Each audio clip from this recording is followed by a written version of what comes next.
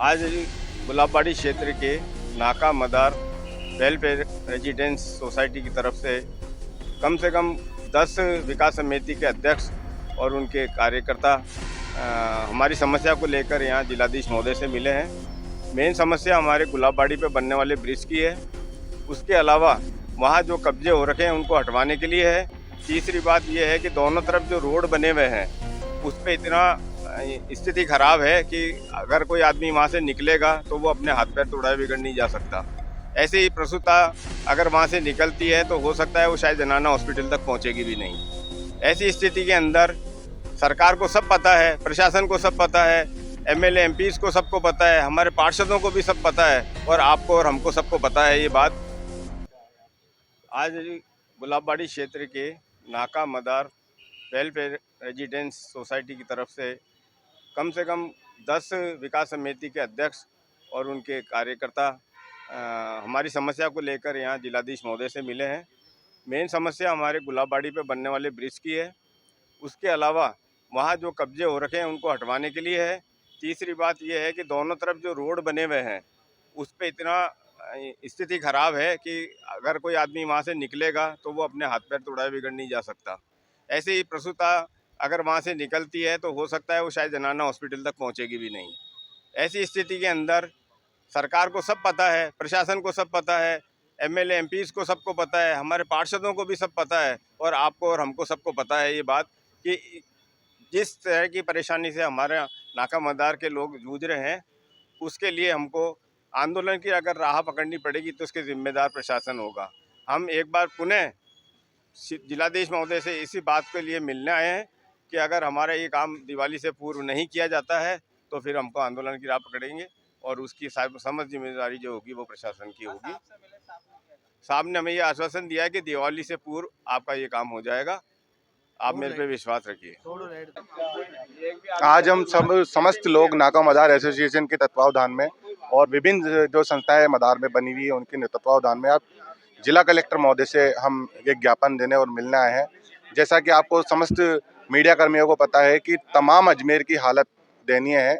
उसी बीच में मदार ओवरब्रिज है जिसकी समस्या के लिए समस्त सीनियर सिटीजन हो चाहे युवा हो काफ़ी लंबे समय से प्रयासरत है, लेकिन पता नहीं क्या कारण है प्रशासन के कानों में जूं नहीं रेंग रही। आज एक भारत का सबसे बड़ा त्यौहार दिवाली का त्यौहार आने वाला है, उसको देखते हुए भी आज भी हम समस्त क्षेत्रवासी वहाँ पे धूल से ग्रसित हो रहे हैं, वहाँ से निकल नहीं पा रहे हैं। ऐसी हालत हो रखी है, ना वहाँ पे लाइट है, ना वहाँ पे रोडें सही है और अतिक्रमण भी हुआ है। उसी सभी संबंध में उसी सभी विषयों को लेकर हम सब यहाँ पे एकत्रित होकर जिलाधीश महोदय के पास में आए हैं और जिलाधीश महोदय को हमारी समस्या से बताया। उन्होंने भी मौका मुआयना कर रखा है, लेकिन पता नहीं क्यों आश्वासन पर आश्वासन दिए जा रहे हैं।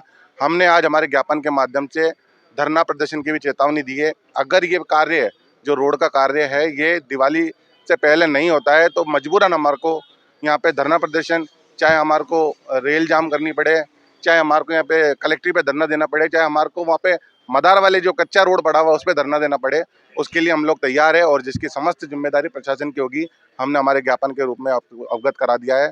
और आपको मैं बताना चाहूँगा कि वहाँ से गुलाबबाड़ी जो ब्रिज है वहाँ की हालत इतनी ख़राब है, राजा साइकिल से लेके गुलाबबाड़ी ब्रिज तक पूरा रोड कच्चा है, ना वहाँ पे लाइटें, ओवर ब्रिज का काम सालों से पेंडिंग पड़ा हुआ है। जस्ट उसी के आगे नाका मदार के आगे प्रशासन रोड को और वहाँ के जो लोग बाग है, व्यापारी लोग हैं, उनकी दीवारों को तोड़ने के लिए चिन्हित करके जा रहे हैं, जिसका भी हम लोग विरोध करते हैं कि आप वहाँ पे रहने वाले लोगों को लाभ तो दे नहीं पा रहे हो और वहाँ पे जो 2 पैसे कमा के जो अपना जीवन यापन कर रहे हैं उनके रोडों को, उनकी दुकानों को तोड़ने के लिए निशान लगा रहे हो। सबसे पहले आप गुलाबबाड़ी ओवर ब्रिज जिसका रोड कच्चा पड़ा हुआ उसकी तरफ ध्यान दीजिए, उसका निर्माण करवाइए, उसके बाद में आप आगे जाइए। पहले हमारी सबसे पहले मांग यही है गुलाबबाड़ी ओवरब्रिज का जो रोड कच्चा पड़ा है उसको तुरंत से प्रभाव दिवाली से पहले बनाया जाए। नमस्कार, मैं मुकेश आहूजा प्रॉपर्टी की तरफ से धनतेरस व दिवाली की प्रदेशवासियों को, अजमेर जिले वासियों को, वार्ड वासियों को शुभकामनाएं देता हूँ। दिवाली महालक्ष्मी की कृपा हो, गणेश जी का वास हो। दिवाली भाईचारे का त्यौहार है, ये स्नेह मिलन का त्यौहार है, तो सब मिलजुल के मनाते हैं। दिवाली आप मिलजुल के मनाएं, परिवार के साथ मनाएं, सबके साथ मनाएं। और एक मैं पेरेंट्स से भी निवेदन करूंगा जो बच्चे पटाखे छोड़ते हैं उनको साथ लेके पटाखे छोड़ें और ग्रीन पटाखों का यूज करें, जैसे धुआं कम हो। और हर साल मैं एक निवेदन करता हूँ, इस साल भी मैं एक निवेदन करता हूँ कि जो गरीब परिवार हैं, जो झोपड़पट्टियाँ हैं, जो फुटपाथ पे जो लोग रहते हैं, उनके साथ दिवाली मनाएं, उनके साथ खुशियाँ बांटें, उनको मिठाइयाँ बांटें, कपड़े बांटें, उनको पटाखे देवें, क्योंकि वो भी त्यौहार का एंजॉय करते हैं, वो भी खुशियाँ बांटें। ये मैं आपने से निवेदन करूँगा।